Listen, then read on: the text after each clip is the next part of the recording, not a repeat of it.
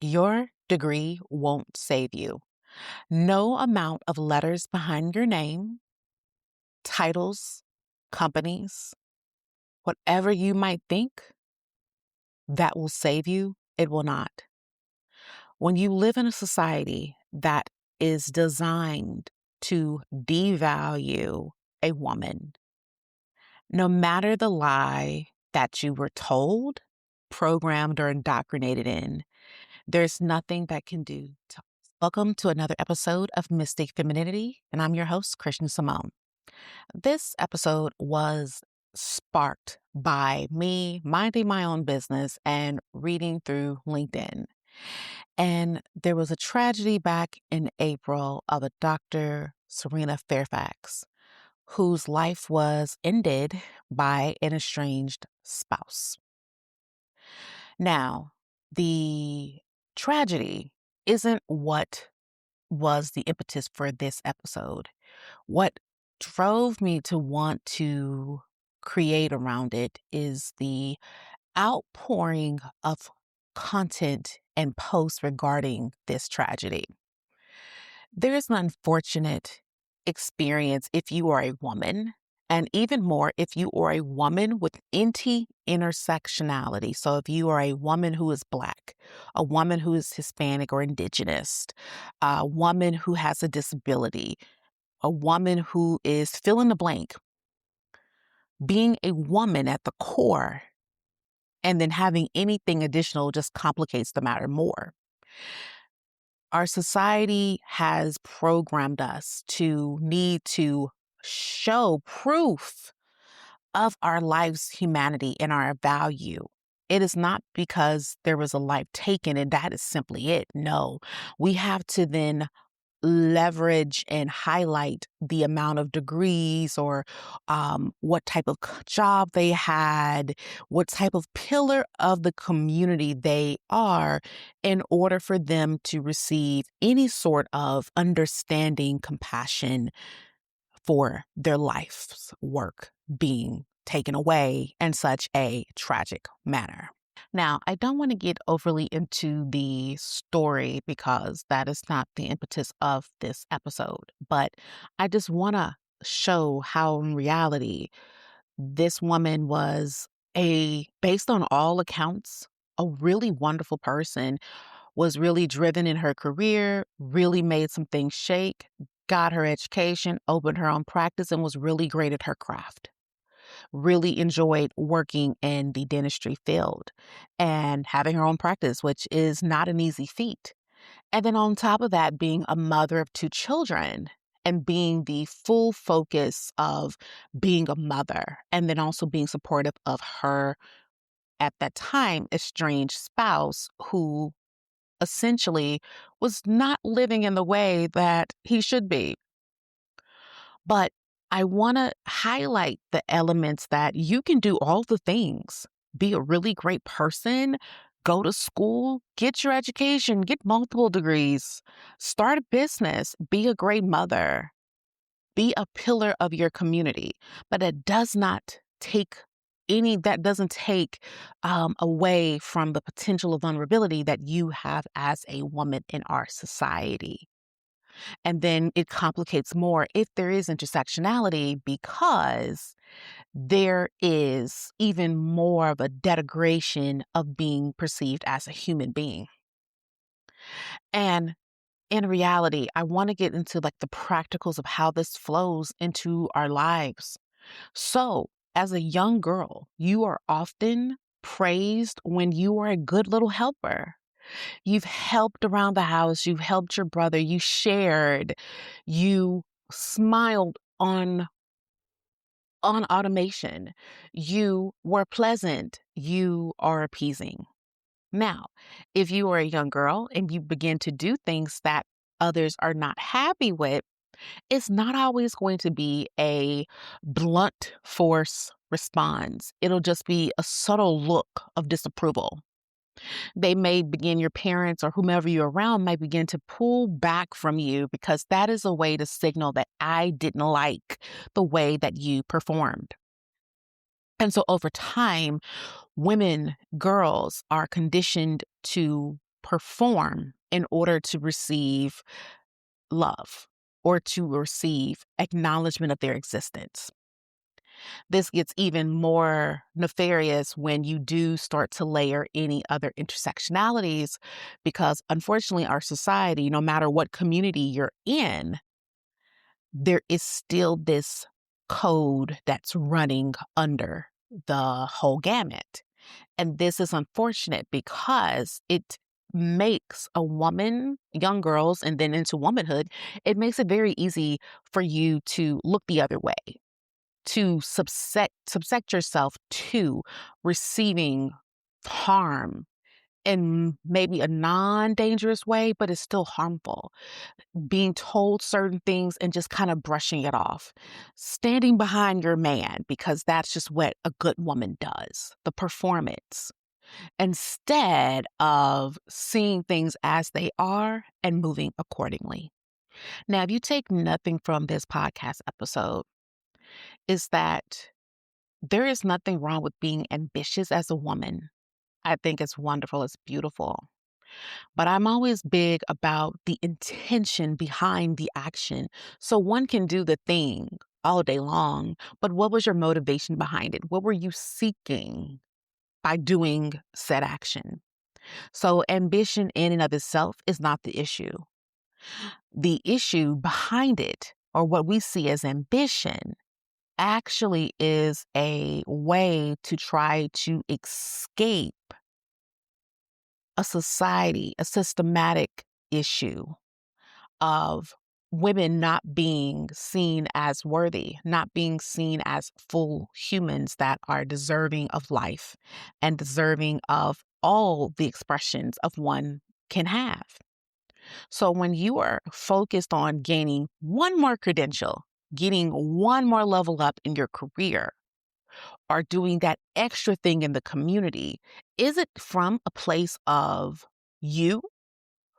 Or is it from a place of being able to be hopefully seen and then validated and then hopefully protected, so that if in something tragic that happens, your life isn't something that's not worth reporting, not worth acknowledging, not worth being put on by a major media production firm?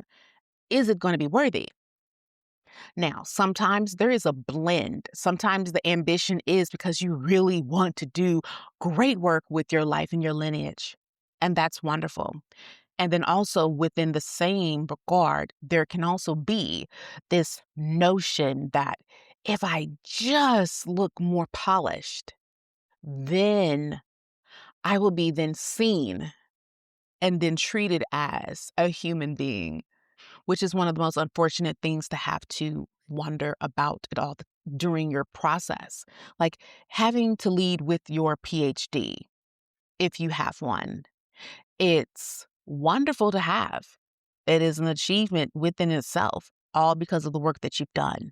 But if you feel that that PhD is going to act as a shield, a protection in society that does not see you and its existence, just uses and exploits what you bring to the table, then that is where things get complicated. And as a woman, a divine being, this then drains your energy field. Now, I want to go deeper because that is the core of mystic femininity. It's not just to lay into the surface. Women have this wound collectively, no matter what race you may be, what socioeconomic status you may have, whatever physical attributes you may occur and have, there is a wound that has been implemented into the culture of womanhood. Our society is heavy on this legitimization of your existence. So your intuition, which is your natural gifting, is then tarnished and tossed out. But it's not always very bluntly.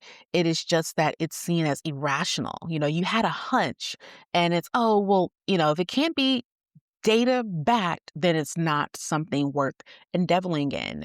Your ability to be sovereign in who you are then perceived as being difficult. A woman who understands her magic and that she even has it already is seen as something difficult. But difficult is not a word that I use associated with women. What I believe it is that she is unable to be controlled. And whatever is seen as not being able to be controlled and programmed in a way that society wants it to be done, then you are perceived as difficult.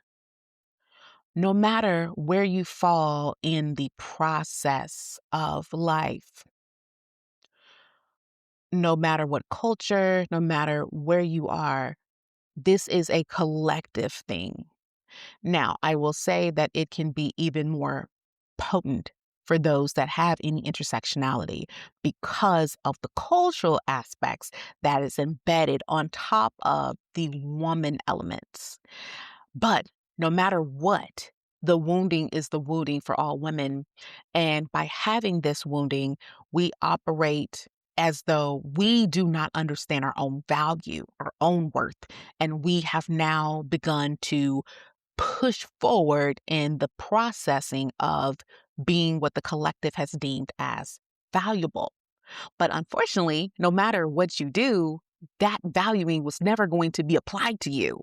So yes, you can get the degree, become the CEO, be the phenomenal mother, but it was never going to be applied to you. Now, what happens when a woman is operating under this mentality that having that additional degree is going to be a safeguard? You essentially give away your power in order for you to feel an illusion of safety. So by having this degree, you are then put on a pedestal and seen in a certain light. And that's very temporary. Because the moment that you change or pivot outside of what society has given as the right path, the path that is there is a very linear path, a very masculine path. So when you maybe begin to want to explore a more feminine path, a more circular path, that is when you are then demoted. You're seen as not protected anymore. But ultimately, you as a woman, when you do operate completely under this illusion of a linear path to safety, you completely disconnect yourself from your feminine intuition. And by disconnecting yourself from the feminine intuition, you are disconnecting yourself from the divine. You are a direct portal to the divine. Women are closest thing that to God that is on this planet. So when you are going after everything under the illusion that it will protect you, this is where there is so much dis-ease, so much anger. I just did a podcast episode about the anger and how anger was never the issue. But this is why there is such a disconnect in being able to feel as a woman. You can do a lot of things. You can perform and continue to perform, and you can put on an act of femininity, but there is the act and there is the sovereignty, the being of it. If you feel that you have to perform to be feminine, that lets you know that you're operating under a masculine ideology of femininity and not true femininity, because it is just a state of being. There's not anything that you need to do. There isn't a journey that you need to go on. It is what is, which is what you have naturally if you are able to come back into alignment. Now, with this conversation and this, what sparked this episode, the thing that I could not shake is that if you are a woman who has the degrees and the shiny titles and all those wonderful things, like, again, they're not bad at all. It's all about the motivation behind them. But I also think about the woman who doesn't have the pedigree, doesn't have letters behind their name, didn't have the opportunity to go to college, doesn't have that certain look to them that makes them seem deserving of being invested in or being able to have those opportunities. Those are the women I concern myself with because those are the women that we don't hear about. What makes it on our LinkedIn timelines or maybe CNN is going to be the woman who followed the path of what is deemed societally acceptable. More of the misogynistic side of panel is not necessarily p- laid out in such a way, but often there is a misogynistic viewpoint, and that's why this path is even here, because there is such a deep-rooted hatred for women, including other women hating women because of how our society has deemed that being a woman is inherently negative. But for the woman who may work at your local grocery store, has children, may be married, this situation could very well happen to her. But more than likely, we will never hear about it. It will not make the news because she was not deemed worthy because she did not have a degree. She could have been even going to college, but because she hasn't had that degree, she is not seen as deemed worthy. I will also say that this story stirred something within me to do some deep reflection. There was a time in my life that I really believed that if I were able to become a business owner, a CEO, then I would have arrived and that the whole world would open up to me. I would be seen as not just some Black chick, but Christian. Oh, she has so much value. She's so wonderful. And over the years, as I have tried to navigate the corporate ladder and navigate the world, I have just begun to really see how disjointed I became.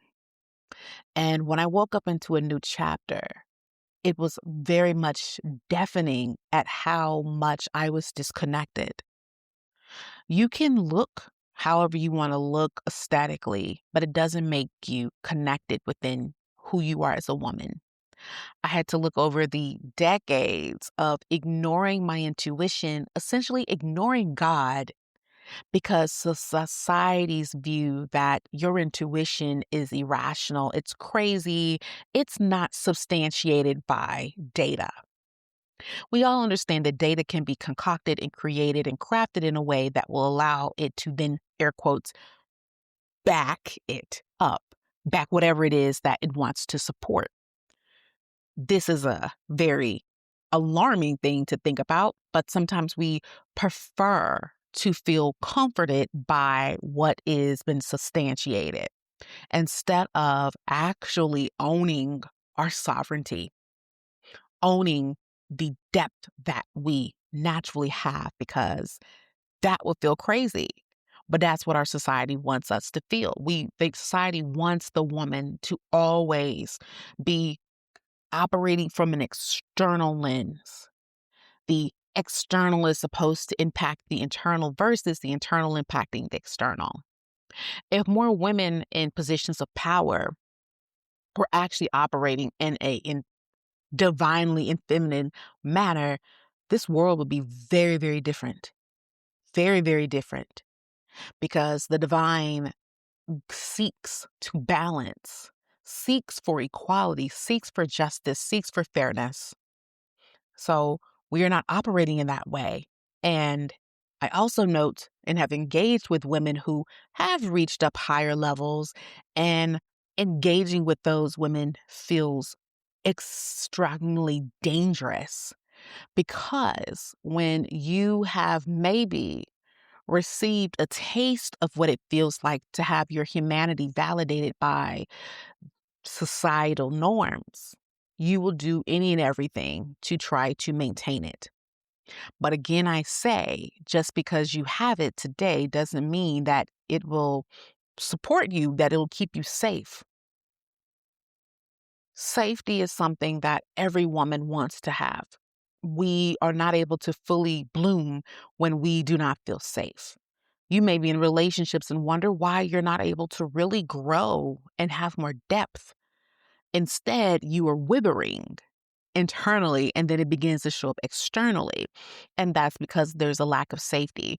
But often we are so unconscious to what is going on, because in our society, there is a high incentivization for you to remain offline.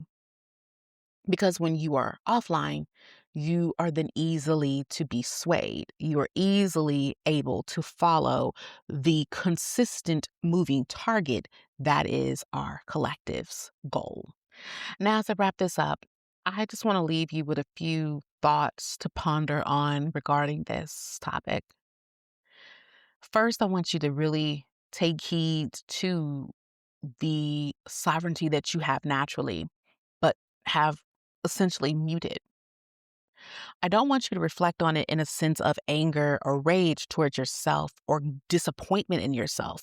Just understand that that's how the system was designed to operate and that the system worked.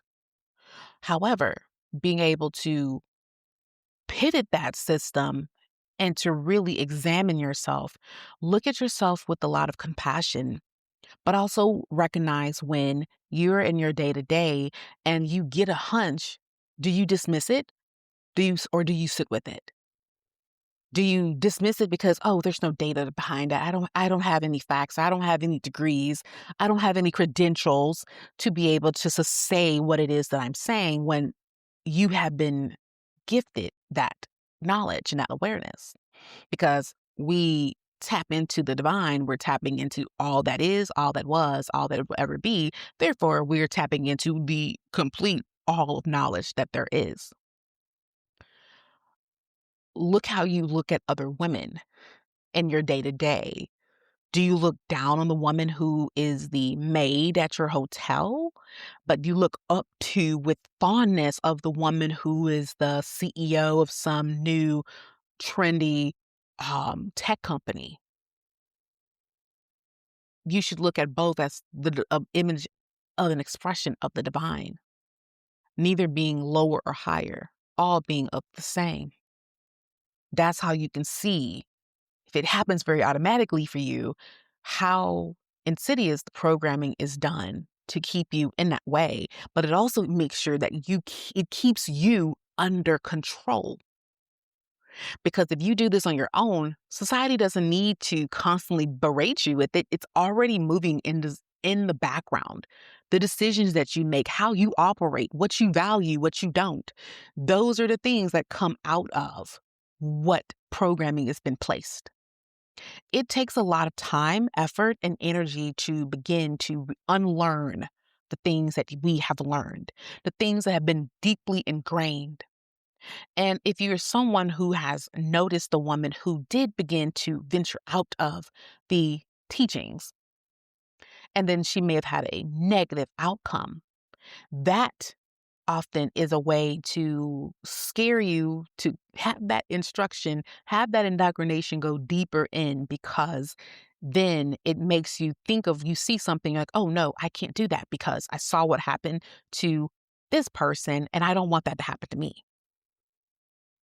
I remember a time thinking that me having my first bachelor's degree meant that I finally was worthy of my own respect.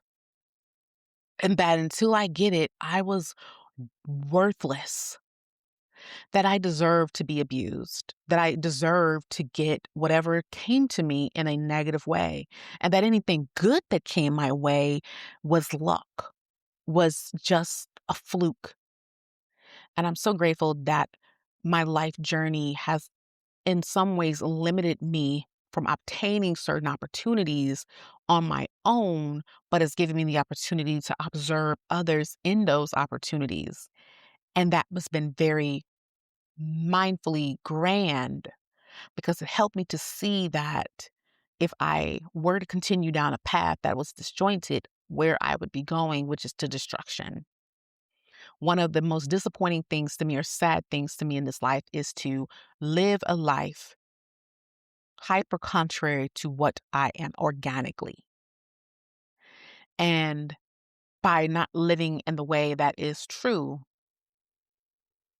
then I have not done the legacy work that I deserve to do and leave in this world. As I close this tragedy, I leave and think and ponder about the children left behind, a boy and a girl, I believe, and how this tragedy of losing both parents will forever shift their worldview.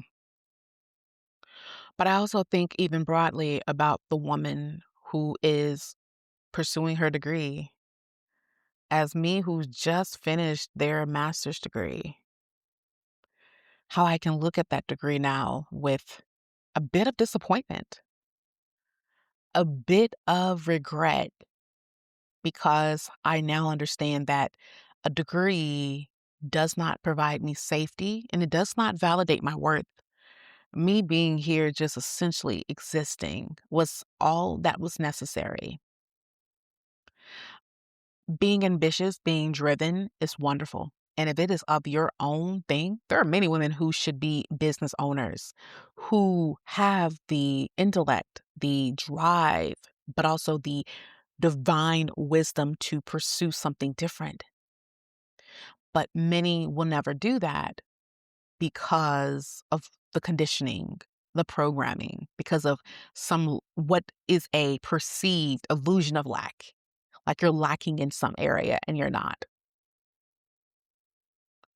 I hope for the women who listen to this that you share this with your friends, have conversation. You may disagree. As I've brought this to topic to a few of those that have a PhD, it wasn't necessarily a fun conversation. But at the end of the conversation, the core meaning of this is that it's not about detracting the degree. It is the motivation behind why the degree was necessary. It wasn't a free will per se, and it could be a mixture. But if there's any sort of focus on you being able to be seen as an individual, that is therein the problem. Until next time, make sure you're living an embodied life.